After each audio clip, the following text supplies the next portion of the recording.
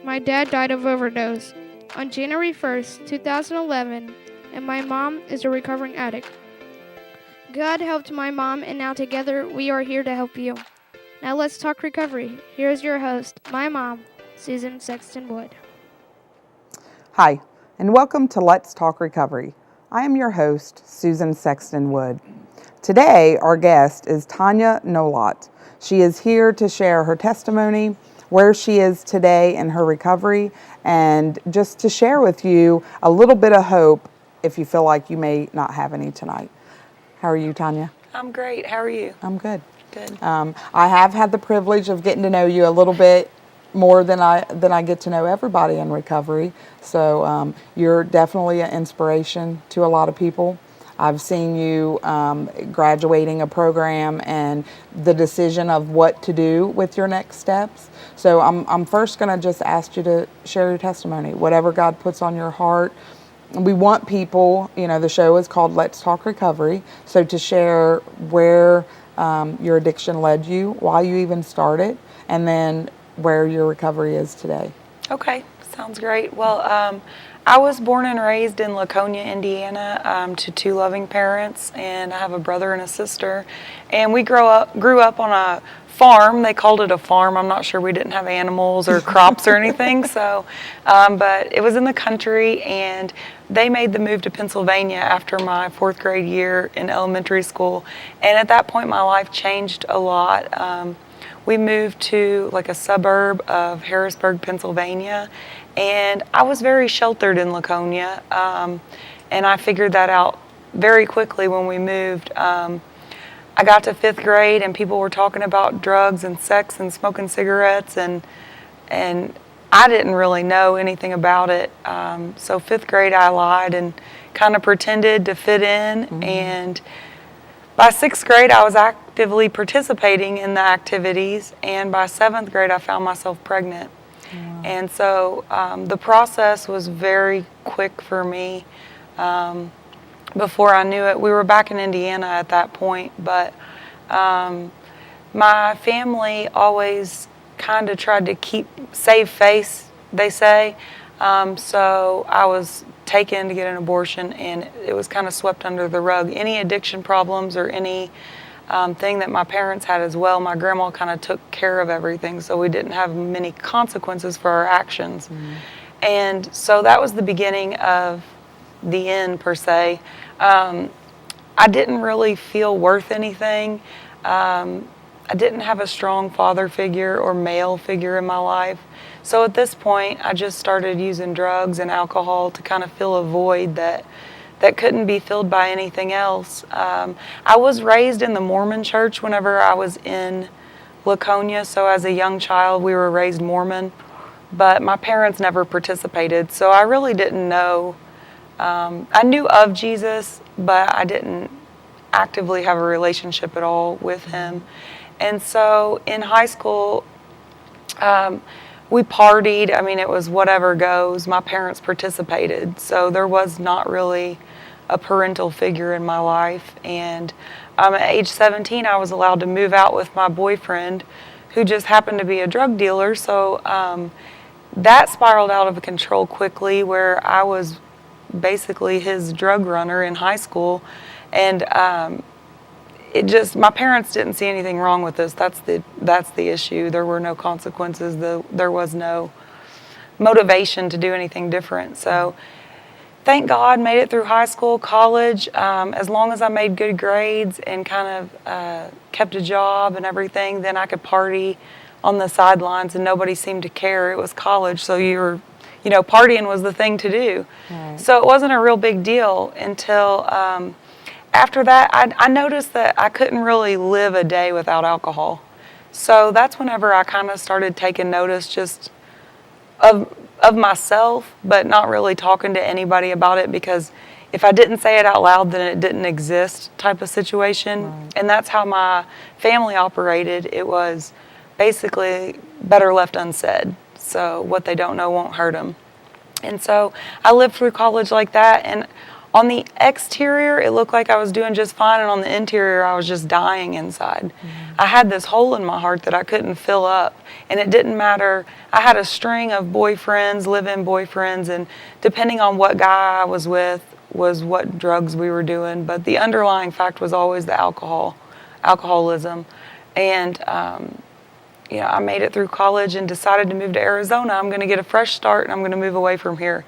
And the only problem with that is you take yourself with you wherever you go. Right. And so I get out to Arizona, and it's the same situation, drinking all the time, and you don't make friends with the most people whenever you're partying all the time. You're looking for people that are like-minded. And so eventually I found myself in the same situations, and I came back home, and shortly after that I got pregnant with my daughter, and she's now 9, Skyla Sue. I'm sure you've heard about her. And so my life changed for a little bit there, and I tried to stick it out with her dad. But in the meantime, something was happening in my family. My brother-in-law, who was in addiction, he was in meth addiction. And my sister has always been a Christian, stuck by with Jesus. And she was, she married him. He was a meth addict, but she didn't realize the extent of the problem. But in 2009, he was getting saved and going to church and turning over a whole new leaf for his life. And I was interested, and I was pregnant, so I was semi-sober. And so I started going to church with them, and I know for sure April of 2009 I was saved. I accepted Jesus Christ as my Savior. And it was an amazing time in my life. I got baptized 8 months pregnant with my daughter. And it was just fantastic, but there was still that underlying addiction there. It's like I wanted to party, but I wanted the benefits of being saved, and I didn't want the consequences of bad decisions. So I wasn't fully on the recovery path whatsoever, but I continued to raise my daughter. I had a really good job, so on the outside, again, I was successful. I was a very highly functioning alcoholic, raising my daughter by myself and just working and doing the daily life routine.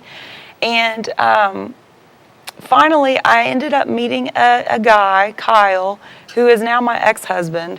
But life changed with him. He wasn't the typical guy that I was used to. He didn't party all the time, and he wasn't physically abusive, really hardly even verbally abusive to me. And so I thought, oh, he's a great guy, well-rounded, everything's great. The only problem is that hole in my heart was still there. It didn't matter. He was great, as a human, but there was something more that I was missing. And I still continued to fill it with drugs and alcohol and whatever else I could, because I just wasn't happy. And so that finally led to, I got my daughter taken away. I just got visitation, and her dad ended up getting her. And at that point, that was the lowest that I had been so far. And I decided that I needed to do something. So I did get sober, actually for 67 days, and it was a rough 67 days. And at that point, I started going to meetings in church, and my husband was fully behind me, but I just slipped off, back into the addiction little by little. It was a drink here or a drink there, and then it leads to full-blown addiction quickly. So I kind of felt like in Romans 7, it talks about, I want to do what's right and good, but I can't. And that's really how I felt. I knew what was right, and I knew what I needed to do, but I just couldn't do it fully. I couldn't be 100% bought into it. So at this time in life, my mom ended up dying. My grandma passed away. I didn't have my daughter. Things were just getting progressively worse. And my addiction grew and grew like leaps and bounds so quickly. And I ended up getting divorced. And looking back, I know that at this point in my life, God was getting the enablers out of the way. And it sounds terrible, but whether it be through death, divorce, or whatever, He got the 3 main people out of my life that really were my main enablers. And I was just down to my bottom to my wit's end, and I was bouncing around, and I wasn't happy. I was isolating from my family, not going to major events like Christmas and Thanksgiving and stuff like that, things that were out of my character, so people knew something was wrong. And I'll never forget, I remember sitting on the couch at one of my boyfriend's houses, and I had insomnia because I was so sick. I couldn't sleep, I couldn't eat. It was just terrible. I was driving myself slowly insane, literally day by day. And I just remember that commercial playing over and over again. If you or a loved one you know has an addiction problem, please call 1-800 da-da-da-da-da. And I'm like, I just need this guy to be quiet and go away. Like, and they just kept playing that commercial and over again. And I would go through it in my head, and I thought, well, I don't have the money to go to treatment. Well, if I go to treatment, I'm admitting that I'm a failure. Or how am I ever going to get a job if I have that on my record? Or just all these crazy thoughts that go through your head when you're trying to rationalize the irrational, basically. And finally I got to my breaking point, and I called my sister, and I said, I don't know what I need to do, but something's got to give, because I can't live like this anymore. I was going insane, and I felt worthless, but there was still this little voice inside of me that was like, life is more than this. You're built for better things than this. This isn't the end of you. And so I called my sister, and I set my pride aside just for a minute. As hard as it was, it took me months to convince myself to do that. And it was the work of God from day one that all of this occurred. But my sister knew a guy who had Crossroads set up for another young lady. And it just so happened the day that my sister called him, she had backed out. And there was one bed. Crossroad was completely full at this time, and I got the one and only bed. I got her spot, and without God's help orchestrating this, none of this would have ever happened. And I called my sister on a Thursday, and I was at Crossroad Monday morning. And as much as I signed myself up for it per se, but I was still kicking and screaming the whole way there. You know, just you think your life is going to be. Like, you think your life is over. Yeah. And it is over as you know it. The thing you don't realize is it's the beginning of a better life, something that you could never imagine. A whole new chapter. It is. I mean, but at that point in time, you do not see that at all. It doesn't seem that way. And so I got to Crossroad, and I was really sick. I was physically sick. I was spiritually just done. I mean, there was no spirit left in me. And Wendy gave me this journal actually when I first walked in, and it was the perfect thing for me because it says, "Come to me, all you who are weary and burdened, and I will give you rest." Matthew 11:28. Definitely fit you, didn't it? It was perfect. I mean, that's exactly what I needed. I needed rest. My mind needed rest. My body needed it, and that was the beginning of my new life. When I first got there, the first weekend was Easter weekend, and we went to a play on Good Friday.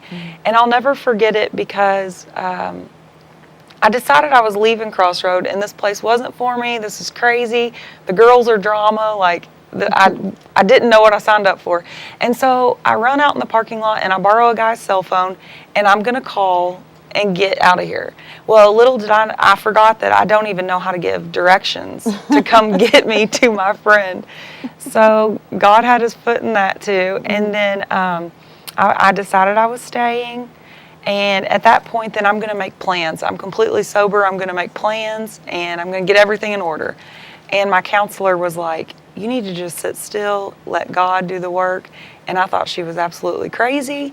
And but finally I started praying a different prayer, and I just asked for peace and just guidance and patience. And I don't know when it happened, but it happened, and God took a hold of my heart, and he squeezed me so tight. He filled up that hole fuller than I could ever imagine. I mean, just joy overflowing out of my heart. I didn't know where it was coming from, but I loved it. And like from that time in my life, just going forward, it's been nothing but fantastic. Even in struggles, I can be so happy. Like, I see the bright side of everything. I mean, I run around the house, and sometimes I tell the girls, I'm like, I'm really not saying this to be annoying. Like, I'm super happy all the time. And, you know, once you get God in your heart, He doesn't run away from you. You run away from Him. Right. And if you just keep running closer to Him, He keeps grabbing you up and squeezing you tighter and tighter. And that's what's happening to me now. And His plan is just so amazing and so much bigger than we'll ever know. Because through all of this, I'm staying at Crossroad now. I'm the house manager for Wendy.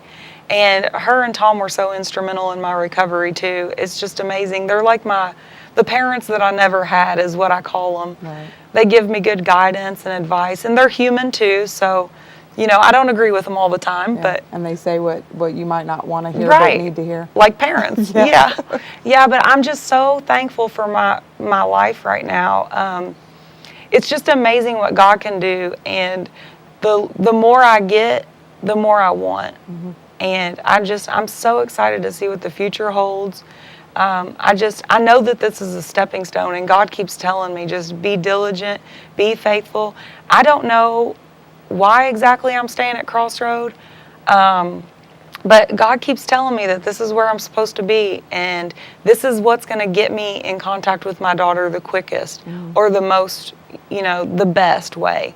And so I'm hopefully going to help the girls get what I've got, because it's so awesome, and I just want everybody to have the inner peace and joy. Right. And that's what it's about, is when we get the help that we need, we're supposed to give it to other people. Mm-hmm. And everybody is not meant to work in recovery when they are in recovery. Mm-hmm. And if you even look at the time you've been in recovery yourself, how many people are actually working in that field?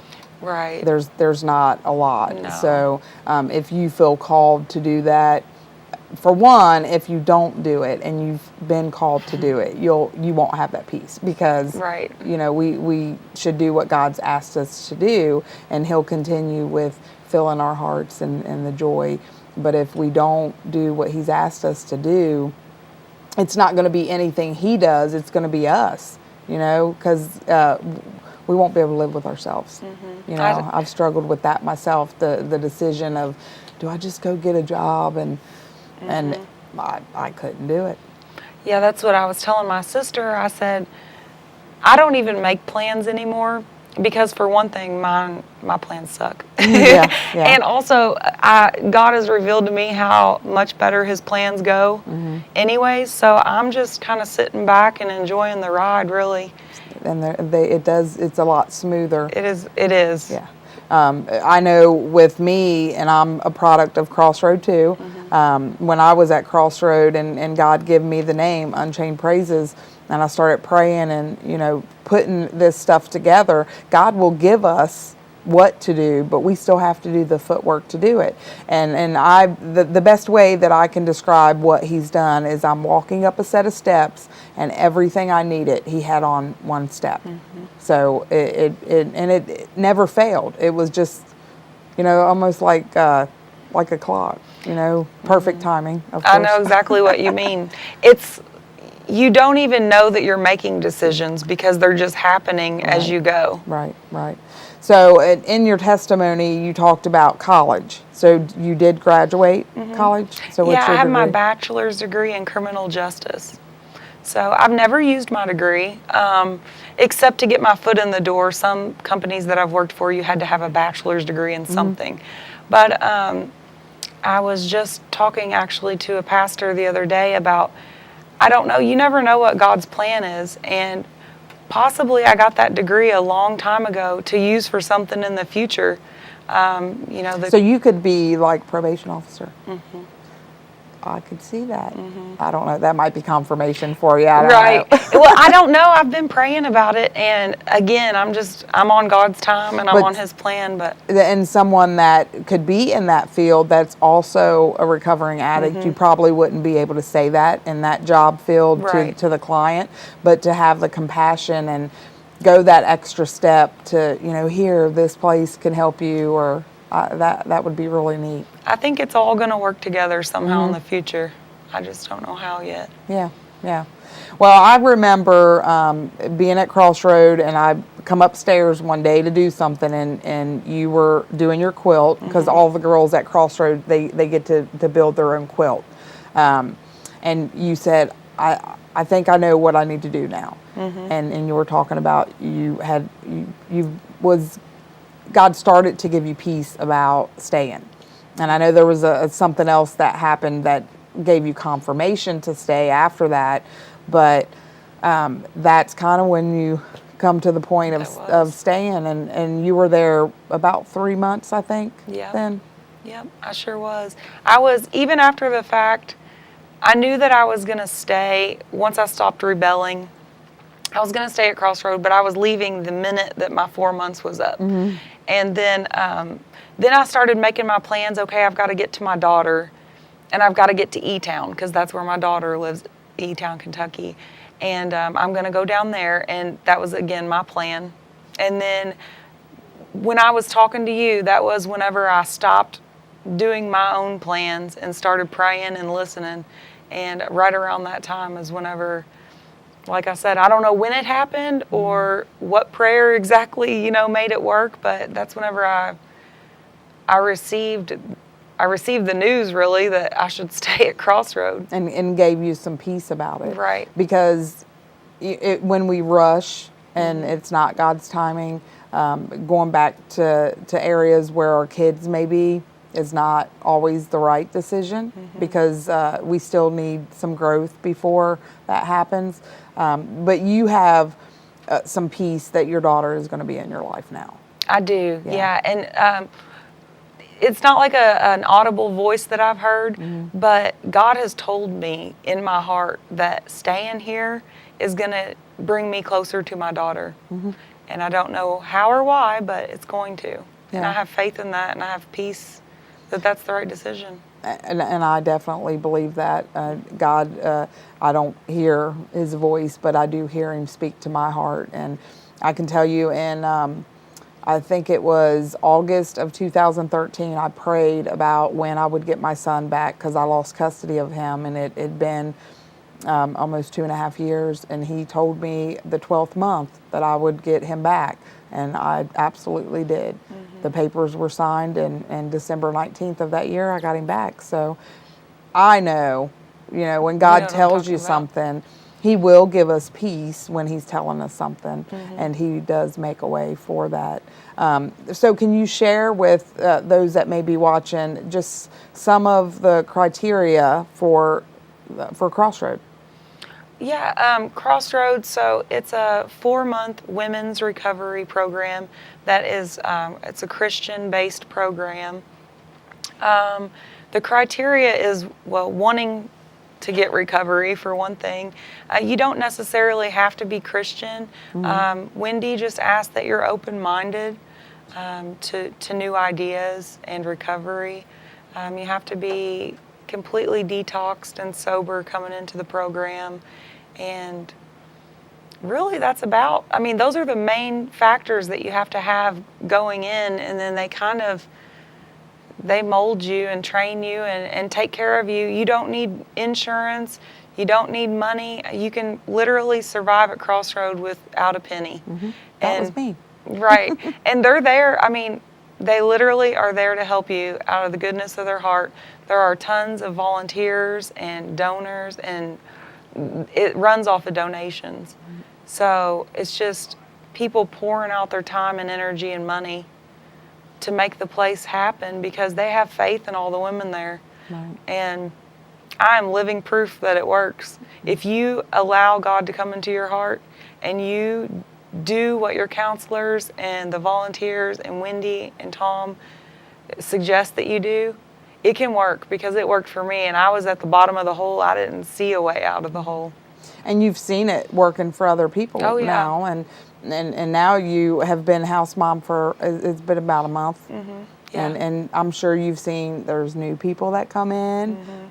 You probably see some kind of miracle every day. I do. And I love it. It's what I wake up for in the morning now. It's I know that I'm supposed to stay there just because of the joy I get to see somebody even make a small breakthrough in life. It's just awesome to know that they're on their way to somewhere bigger, just like we all are. We really, the journey never ends. It just gets greater and greater. Right. So. So do you have a life verse? I do. My favorite life verse is Philippians 4:6.